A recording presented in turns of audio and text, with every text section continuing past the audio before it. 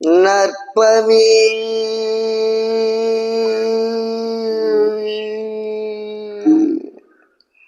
ஸ்ரீ காகபுஜுண்டரின் பெருநூல் காவியம் ஆயிரம் மூலம் உரையும் பாடல் 60.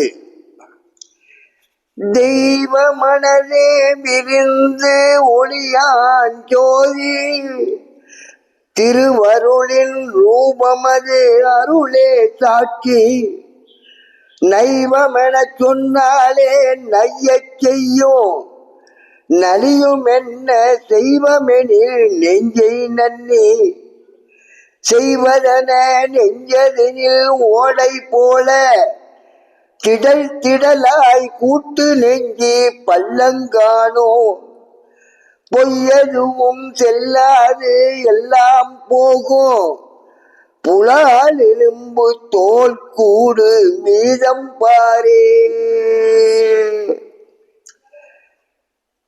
தெய்வம் குடியிருந்த மனமே அறிவாக விரிந்து அருட்பெருஞ்சோதியாக ஒளி வீசுவதை பார்.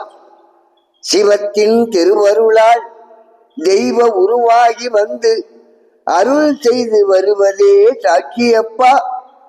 அதுவே அதுவாய் நின்று அருள்வது. அதிலேயே நினைவையும் வாசி உணர்வையும் அறிவையும் கூட்டி அன்பே சிவமாயிருந்து தியானம் செய்.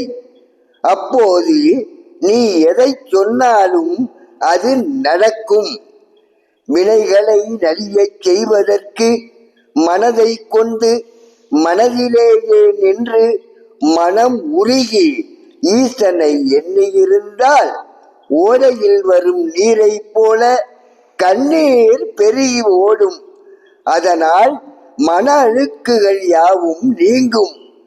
வெளிக்குள் வெளியாகிய இடத்தில் சோதி உலாவும் 10ஆம் வாசல் எனும் பள்ளம் காணும். அங்கு பொய்யுள்ள நெஞ்சத்தால் செல்ல முடியாது. சத்திய பொருளான அதனாலேதான் எல்லா வினைகளும் பொசுங்கி போய்விடும்.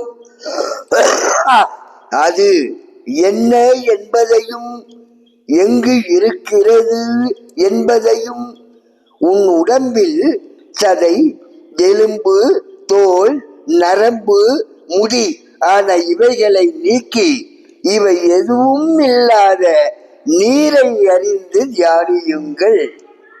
அன்பே சிவம் அன்பே சிவம்